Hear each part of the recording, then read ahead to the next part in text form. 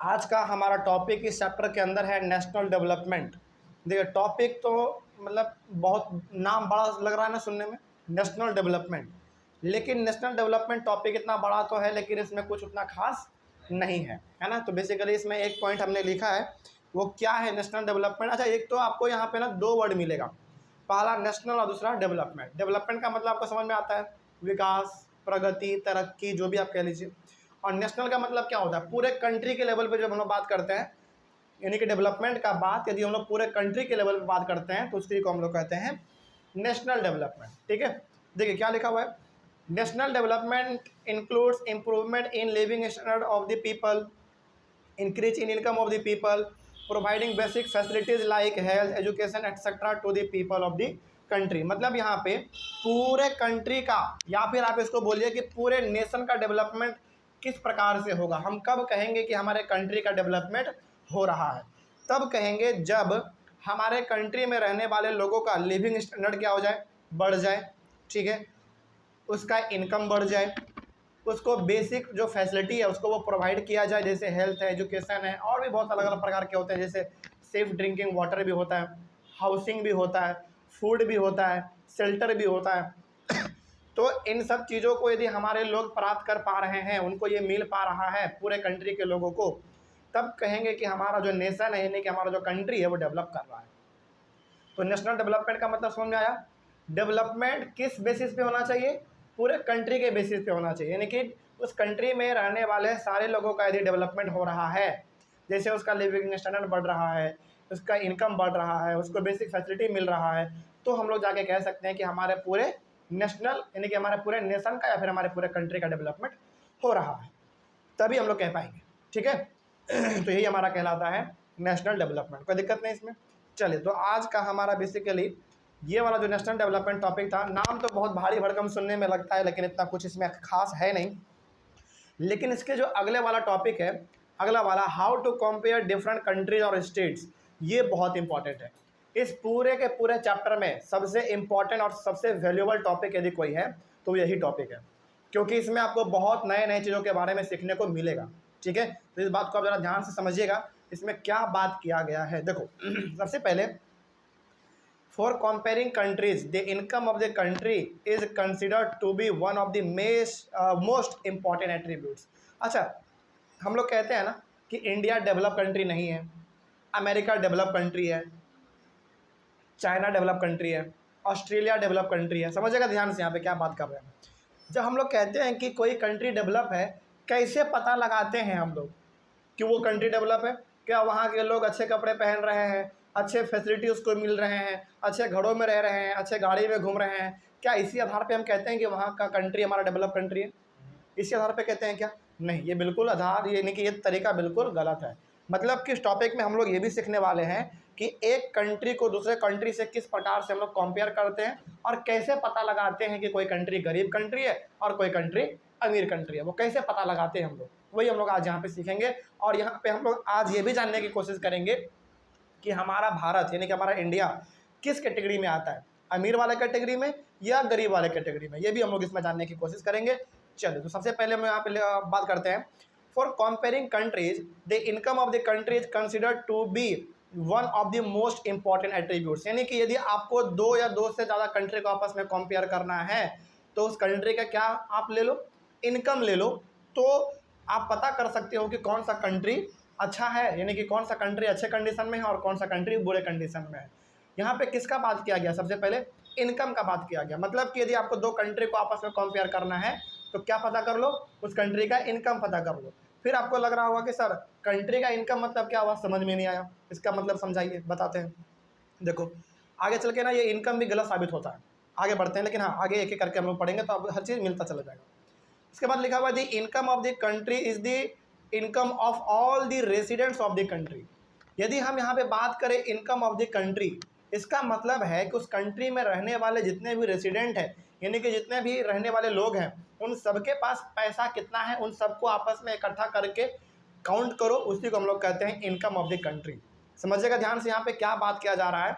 सबसे पहले यहाँ पे कहा गया कि किसी भी कंट्री को यदि आपको कंपेयर करना है, उस कंट्री के इनकम को आप पता कर लो। और कंट्री का इनकम का मतलब क्या हो गया, वहाँ पे रहने वाले सारे लोगों के पास जो पैसा है उसको इकट्ठा करके काउंट कर लो कितना है, वही हमारा कहलाता है उस कंट्री का इनकम। क्या कोई दिक्कत इसमें? कोई पूछ दे कि किसी कंट्री का इनकम क्या कहलाता है, तो आप बताइएगा किसी कंट्री का इनकम क्या कहलाएगा? वहाँ पे रहने वाले सारे लोगों के पास जितना पैसा है उन सारे पैसे को आपस में इकट्ठा करके काउंट कर दो, उसी को हम लोग कहते हैं उस कंट्री का इनकम। कोई दिक्कत इसमें? चलिए आगे बढ़ते हैं फिर। This gives us the total income of the country और national income of the country. और यदि आप उस कंट्री में रहने वाले सारे लोगों का पैसा इकट्ठा करके काउंट करेंगे तो वही हमारा क्या कहलाता है? इनकम ऑफ द कंट्री या फिर national income of the country, आप दोनों कह सकते हैं, इनकम ऑफ द कंट्री या फिर national income of the country कह सकते हैं आप। और कोई पूछ दे कि ये इनकम कैसे निकलता है, तो आपको बोलना पड़ेगा उस कंट्री में रहने वाले सारे लोगों के पास जितना पैसा है उसको आपस में इकट्ठा करके काउंट कर दो, वही कहलाएगा इनकम ऑफ द कंट्री या फिर national income of the country. कोई दिक्कत इसमें? चलिए आगे बढ़ते हैं फिर। But for comparing countries total income of the country is not a useful measure because different countries have different population. अभी आपने तुरंत क्या देखा? अभी आपने तुरंत पढ़ा कि सर कंट्री को यदि कंपेयर करना है तो अलग अलग प्रकार के कंट्री का क्या कर लो, इनकम को कैलकुलेट कर लो, है ना। लेकिन इनकम के आधार पे आप किसी कंट्री को कंपेयर कर ही नहीं सकते हैं। क्यों नहीं कर सकते हैं? क्योंकि बताते हैं, हर एक कंट्री का पॉपुलेशन अपना अलग अलग है। आज पूरी दुनिया में सबसे ज़्यादा पॉपुलेशन किसके पास है? नहीं, चाइना को पीछे छोड़ दिए हम लोग, आज हमारे इंडिया है। याद रखिए इस बात को, नए रिपोर्ट के अनुसार इंडिया वर्ल्ड का सबसे लार्जेस्ट पॉपुलेशन वाला कंट्री बन चुका है। चाइना को हम लोग पीछे छोड़ चुके हैं। 2 महीना पहले का बात है ये।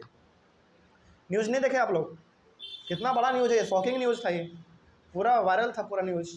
मतलब चाइना अब पॉपुलेशन के मामले में इंडिया से पीछे हो चुका है। इंडिया के पास अभी अपना जो एस्टिमेट बताया जा रहा है वो लगभग 140 करोड़ बताया जा रहा है पॉपुलेशन, जो कि चाइना के पास अभी कम है इंडिया से। इस बात को आप याद रखिएगा। चलो खैर, ये बात समझ गए ना कि आज वर्ल्ड में सबसे ज़्यादा पॉपुलेशन किसके पास?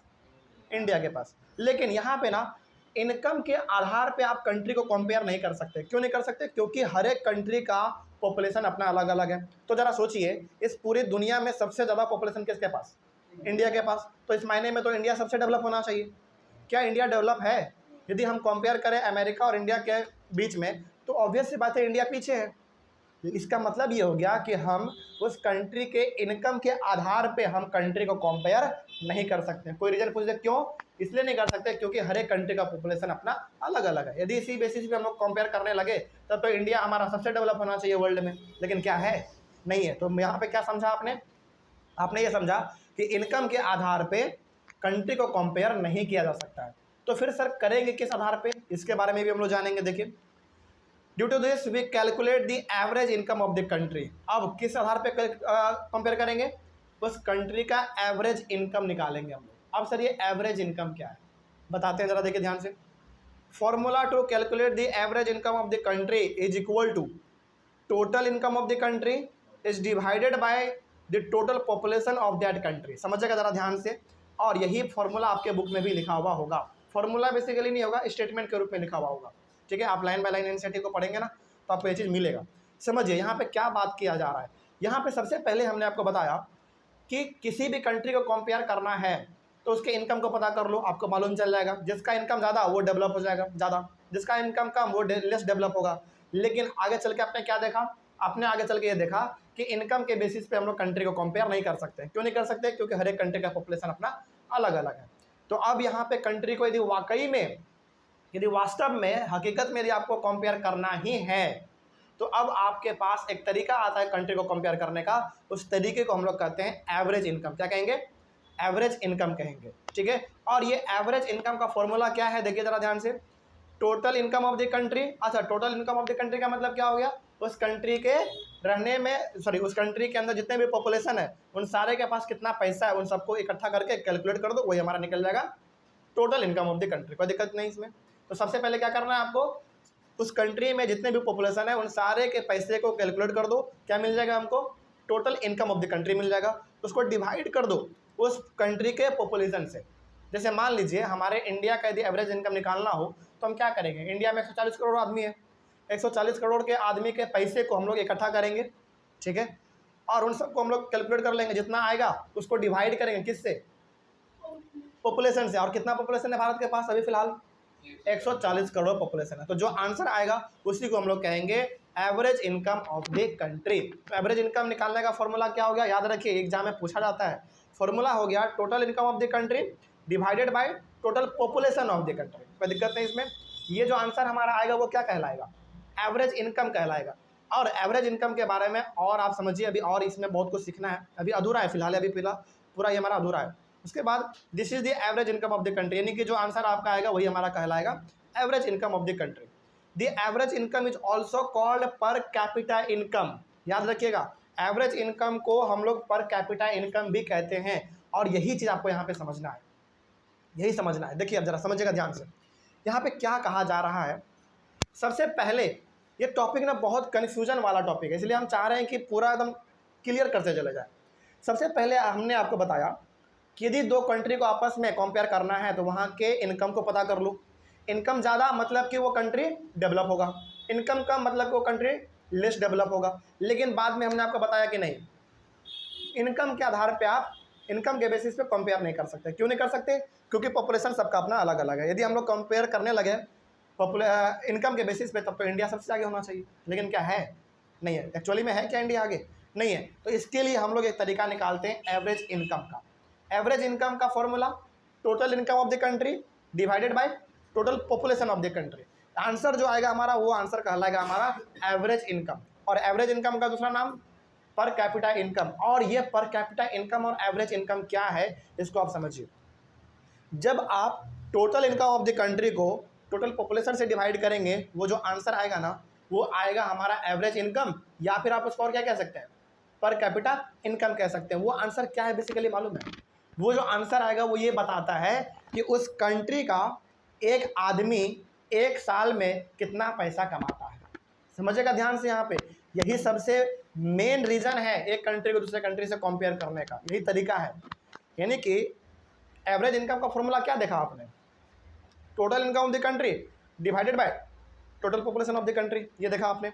जो आंसर आएगा उसको हम लोग दो नाम देते हैं, या तो एवरेज इनकम कह देते हैं या फिर हम लोग उसको पर कैपिटा इनकम कह देते हैं। तो इसका मतलब ये होता है कि जो आंसर आया वो ये बताता है, यानी कि चलिए मान लीजिए कि आपने क्या किया, इंडिया का एवरेज इनकम आपने निकाला, ठीक है, और उसका आंसर जो आ गया यानी कि total income of the country को आपने टोटल पॉपुलेशन से डिवाइड किया है। इंडिया के कॉन्टेक्स्ट में हम लोग बात कर रहे हैं। आंसर आ गया मान लीजिए 30,000, सपोज कीजिए आंसर कितना आया, 30,000 आया। और ये 30,000 हम लोग क्या कहेंगे, इसको एवरेज इनकम भी कह सकते हैं, पर कैपिटा इनकम भी कह सकते हैं। तो ये जो 30,000 आया है ये बताता है कि देखो इंडिया में एक आदमी एक साल में मात्र 30,000 ही रुपये कमाता है।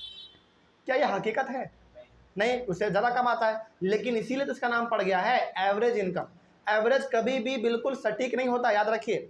एवरेज कभी भी सटीक होता है क्या, बिल्कुल एग्जैक्ट होता है क्या, नहीं। एवरेज का मतलब होता है बेसिकली एक अप्रॉक्स, मोटा मोटी, है ना, हाँ इतना।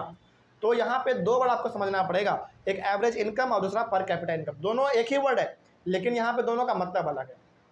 पर कैपिटा इनकम का मतलब हो गया या फिर एवरेज इनकम का मतलब हो गया कि जो आंसर आएगा फॉर्मूला को सॉल्व करने के बाद वो ये बताता है कि इंडिया में एक आदमी एक साल में इतना रुपया कमाता है, ठीक है। इसी को हम लोग कहते हैं पर कैपिटा इनकम, या फिर आप इसको एवरेज इनकम भी कह सकते हैं। अच्छा, एवरेज इनकम क्यों कहते हैं, क्योंकि वो एक एवरेज है।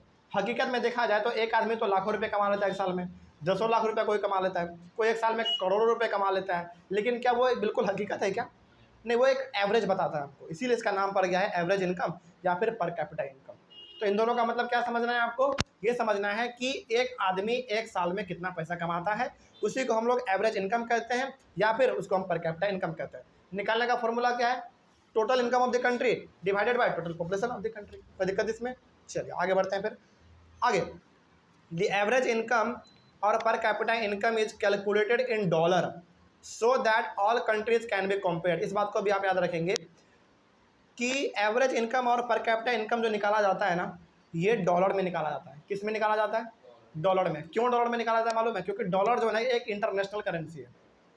डॉलर एक इंटरनेशनल करेंसी है। यदि डॉलर में हम लोग इसको नहीं निकालेंगे, मान लीजिए कि हम अपना पर कैपिटा इनकम या फिर एवरेज इनकम रुपया में निकाल दे रहे हैं, तो क्या हम अपने कंट्री को अमेरिका से कंपेयर कर पाएंगे, नहीं कर पाएंगे। क्यों नहीं कर पाएंगे, क्योंकि हम लोगों का यहाँ पे करेंसी रुपया है, वहाँ पे उसका करेंसी डॉलर है, तो मैच नहीं हो पाएगा। इसीलिए जब भी पर कैपिटा इनकम या फिर एवरेज इनकम निकाला जाता है तो वो किस में निकलता है, डॉलर में निकलता है, ताकि एक कंट्री दूसरे कंट्री से कंपेयर किया जा सके, वो भी बहुत आसान तरीके से। कोई दिक्कत इसमें? चलिए आगे बढ़ते हैं। लेकिन यहाँ पे ना एक बात याद रखिए, मान लीजिए कि आपको कंपेयर करना चाहते हैं, चलिए आप चाहते हैं कि इंडिया को अमेरिका से कंपेयर किया जाए, ठीक है। उसके लिए आप क्या करेंगे, अमेरिका और इंडिया का टोटल इनकम निकालेंगे, उसको डिवाइड करेंगे अमेरिका और इंडिया के टोटल पॉपुलेशन से। समय लगेगा, बिल्कुल समय लगेगा, हो सकता है 5 से 10 मिनट भी लग जाए, है ना, हो सकता है कि 1 घंटा भी आपको लग जाए। लेकिन इतना आपको टाइम ना लगे, इसके लिए ना वर्ल्ड बैंक आपको एक सुविधा प्रोवाइड करता है। वर्ल्ड बैंक क्या है मालूम है? वर्ल्ड बैंक क्या है बताइए? वर्ल्ड बैंक दुनिया का सबसे बड़ा बैंक है, और ये वर्ल्ड बैंक कहाँ पे लाई करता है मालूम है? अमेरिका में, यूएसए में, यूनाइटेड स्टेट ऑफ अमेरिका में। देखो दुनिया के जितने भी बड़े बड़े ऑर्गेनाइजेशन हैं, जैसे वर्ल्ड ट्रेड ऑर्गेनाइजेशन, जिसको हम लोग शॉर्ट में कहते हैं WTO, या फिर वर्ल्ड बैंक, वो भी ये यानी कि दुनिया के सबसे बड़े बड़े जो बड़े बड़े इंस्टीट्यूशन है, ऑर्गेनाइजेशन है, ये कहाँ पे है? अमेरिका में। इसीलिए अमेरिका को आज हम लोग क्या कहते हैं? सुपर पावर कहते हैं। क्यों कहते हैं सुपर पावर? क्योंकि दुनिया का सबसे बड़ा बड़ा इंटरनेशनल ऑर्गेनाइजेशन उन्हीं के पास है। कोई दिक्कत इसमें? तो वर्ल्ड बैंक में बेसिकली हर एक आदमी जाके पैसा जमा नहीं कर सकता है। वर्ल्ड बैंक में वही जाके अपना पेपर डॉक्यूमेंट पैसा जमा करता है जो किसी कंट्री का रिप्रेजेंटेटिव होता है। जैसे मान लीजिए मेरा नाम प्रिंस कुमार है और हम बिहार के पटना में रहते हैं, ठीक है। मेरा मन कर रहा है कि हम अपना 10,000 रुपया जो है ना वर्ल्ड बैंक में जाके जमा कर दें। वर्ल्ड बैंक के आसपास भी हमको भटकने नहीं देगा 10,000 रुपया लेके। बोलो क्यों? क्योंकि वर्ल्ड बैंक में आम आदमी जाके पैसा जमा नहीं कर सकता। वर्ल्ड बैंक में वही आदमी जाके पैसा जमा करता है या फिर अपना कोई प्रॉपर्टी का पेपर ऊपर रखता है जो कि किसी कंट्री का रिप्रेजेंटेटिव होता है। जैसे हमारे कंट्री का सबसे पहला रिप्रेजेंटेटिव यानी कि फर्स्ट सिटीजन कौन कहलाता है? नहीं, प्रेसिडेंट कहलाता है। तो वर्ल्ड बैंक में पैसा जमा करने का अधिकार या फिर वर्ल्ड बैंक में इंडिया का कोई इंपॉर्टेंट डॉक्यूमेंट जमा करने का अधिकार केवल और केवल किसके पास है? प्रेसिडेंट के पास है। तो वर्ल्ड बैंक में आम आदमी जाके अपना पैसा प्रॉपर्टी का पेपर ऊपर जमा नहीं कर सकता। बात समझ आ रही है? यदि ऐसा होता तब तो सारा आदमी उठ के वर्ल्ड बैंक में जाके अपना पैसा जमा करता, है ना। तो वर्ल्ड बैंक में केवल किसी कंट्री का जो सबसे बड़ा रिप्रेजेंटेटिव होता है, यानी कि जो सबसे बड़ा लीडर होता है, सपोज प्राइम मिनिस्टर हो गया, या किसी कंट्री का प्राइम मिनिस्टर भी हो सकता है, किसी कंट्री का प्रेसिडेंट भी हो सकता है, वो लोग जाके वहाँ पे अपना पैसा या फिर डॉक्यूमेंट जमा करते हैं, ठीक है। तो चूंकि हम हाँ यहाँ पे हम लोग बात कर रहे थे पर कैपिटा और एवरेज इनकम का, है ना। यदि मान लीजिए कि आपको फॉर्मूला पे पुट करके निकालने का मन नहीं कर रहा है, तो वर्ल्ड बैंक आपको ना एक सुविधा प्रोवाइड यानी कि वर्ल्ड बैंक आपको एक सुविधा प्रोवाइड करता है। वो सुविधा ये प्रोवाइड करता है, देखिए ध्यान से क्या है। In 2016 world development reports issued by World Bank used a criteria to classify countries. 2016 का बात है। 2016 में वर्ल्ड बैंक ने एक रिपोर्ट तैयार किया। उस पूरे रिपोर्ट का नाम क्या था? वर्ल्ड डेवलपमेंट रिपोर्ट, ठीक है। 2016 में वर्ल्ड बैंक ने एक रिपोर्ट तैयार किया, उस रिपोर्ट का नाम था वर्ल्ड डेवलपमेंट रिपोर्ट। और इस रिपोर्ट में बेसिकली ये बताया गया था कि एक कंट्री को दूसरे कंट्री से कैसे क्लासीफाई या फिर उसको कैसे कंपेयर किया जा सके, है ना। अब क्या इस रिपोर्ट में लिखा हुआ था कि कैसे कंपेयर करेंगे, उसके बारे में भी जानना बहुत जरूरी है। देखिए ध्यान से, world development reports mentioned that countries with per capita income of $12,236 per annum and above are called rich countries, and those with per capita income of $1,005 or less are called low income countries or poor countries। समझिए ध्यान से, आपको यदि formula पे put करके compare करने का मन नहीं कर रहा है दो कंट्री को आपस में, तो आप क्या करो, वर्ल्ड बैंक ने एक रिपोर्ट तैयार किया था, उस रिपोर्ट का नाम था वर्ल्ड डेवलपमेंट रिपोर्ट। उन्होंने एक तरीका बता दिया था कि भाई यदि आप उतना माथापेची नहीं करना चाहते हैं तो हम आपको एक तरीका दे देते हैं, उसी तरीका से आप पता कर लीजिए कि आपका कंट्री किस में आता है, डेवलप में आता है या लेस डेवलप में आता है। तो उन्होंने क्या कहा? उन्होंने ये कहा कि जिस कंट्री का, समझिएगा ध्यान से यहाँ पे, जिस कंट्री का, ये स्टेटमेंट जो मैं अभी बोलने जा रहे हैं बहुत इंपॉर्टेंट है, ध्यान से समझिए, जिस कंट्री का पर कैपिटा इनकम $12,236 है, वो कंट्री या फिर उससे ज़्यादा, वो कंट्री कहलाएगा रिच कंट्रीज। मतलब यहाँ पे सर समझ में नहीं आया, समझिए ध्यान से, फिर से दोबारा समझा रहे हैं। पर कैपिटा इनकम का मतलब आपको समझ में आ गया था क्या था? यानी कि उस कंट्री में रहने वाला एक आदमी एक साल में ऑन एन एवरेज कितना पैसा कमा रहा है, ठीक है, यही होता हमारा पर कैपिटा इनकम।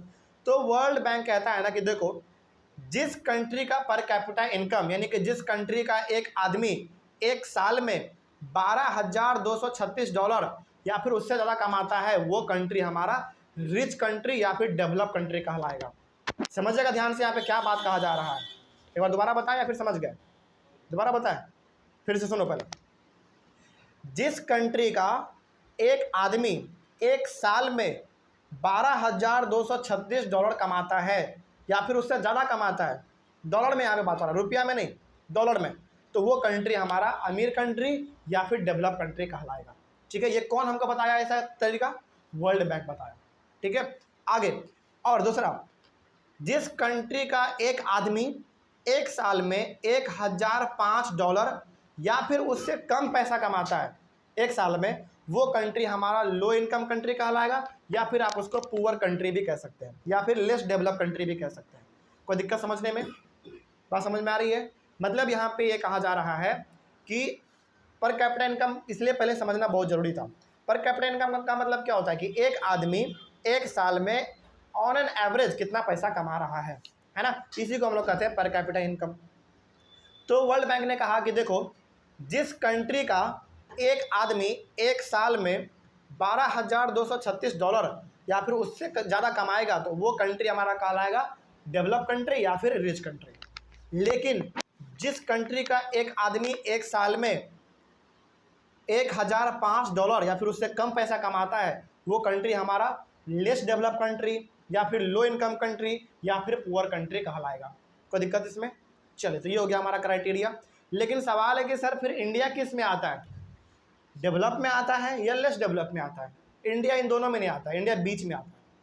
इंडिया बिल्कुल इन दोनों के बीच में आता है। जैसे देखिए ध्यान से, India comes in the category of low middle income countries because it's per capita income in 2016 was just $1,840 per annum.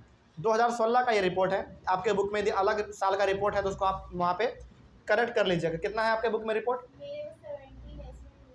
आप में 17 है, आप में 12 का है। हाँ, तो देखो ये कुछ ऐसे डाटा होते हैं जो कि बदलता रहता है। इकोनॉमिक्स है ना, तो इकोनॉमिक्स में डाटा बदलता रहता है। ठीक है, तो उसको आप अपने अकॉर्डिंग एडजस्ट कर लीजिएगा, या फिर आप एडजस्ट नहीं भी करना चाहते हैं ना, तो जो नोट्स में लिखा हुआ है उसको भी आप लिख सकते हैं। बस आपको एग्जाम में डेट मेंशन कर देना पड़ेगा कि हाँ ये 2016 का डाटा है, 17 का डाटा है, 18 का डाटा, इस प्रकार से आपको वहाँ पे बस मेंशन करना पड़ता है। जैसे मान लीजिए कि नोट्स में हमने यहाँ पे 2016 का डाटा लिखा हुआ है, आपको मन कर रहा है कि हम 2016 का ही लिखेंगे, तो लिख दीजिए, इसमें कौन सी बड़ी बात है। आप किसी भी प्रकार का डाटा लिखिए, बस वहाँ का आप डेट मेंशन कर दीजिएगा कि हाँ सर ये इस साल का डाटा है, क्योंकि इकोनॉमिक्स में हर साल डाटा चेंज होता रहता है।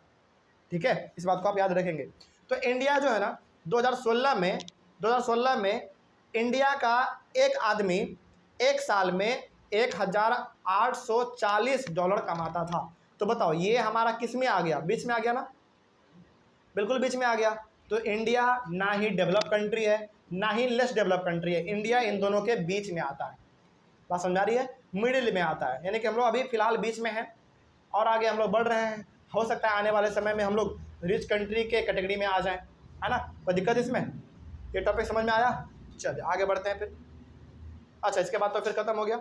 लेकिन ये टॉपिक इतना जल्दी जो ख़त्म हो गया, इसमें समझना बहुत कुछ था आपको, है ना। याद रखिएगा इसमें जो, चलो मान लो इसमें बहुत कुछ यदि याद नहीं भी रहता है आपको, तो 2-3 टर्म इसमें आप ज़रूर याद रखिएगा। सबसे पहला तो ये कि इनकम के आधार पे हम लोग किसी कंट्री को कंपेयर नहीं कर सकते हैं। यदि ऐसा होता तो इंडिया आज सबसे डेवलप होता, है ना। तो फिर हम लोग किस बेसिस पे कंपेयर करते हैं? हम लोग करते हैं एवरेज इनकम या फिर पर कैपिटा इनकम के बेसिस पे कंपेयर करते हैं। इसका मतलब यदि आपसे कोई पूछे तो आप बताइएगा कि देखो एवरेज इनकम या फिर पर कैपिटा इनकम का मतलब होता है कि किसी कंट्री का एक आदमी एक साल में ऑन एन एवरेज कितना पैसा कमाता है ना। और कोई पूछ दे कि इसको निकालने का तरीका क्या है, अब बोलिएगा देखो इसका तरीका 2 है, एक तो फार्मूला है और एक रिपोर्ट है। कौन वाला आप सुनना चाहेंगे? यदि आप वो फार्मूला वाला सुनना चाहता है तो फार्मूला बताएंगे, total income of the country divided by total population of the country. और टोटल इनकम आप कैसे निकालेंगे? उस कंट्री के सारे लोगों का पैसा इकट्ठा करके आपस में कैलकुलेट कर दो, वही निकलेगा हमारा total income of the country. उसको डिवाइड कर दो टोटल पॉपुलेशन से, जो आंसर आएगा हमारा वही कहलाएगा एवरेज इनकम या फिर पर कैपिटा इनकम। एक तरीका ये हो गया। दूसरा तरीका बता दीजिएगा कि देखो वर्ल्ड बैंक ना एक तरीका देता है जिसको, हाँ एक रिपोर्ट तैयार करता है, उस रिपोर्ट का नाम है वर्ल्ड डेवलपमेंट रिपोर्ट।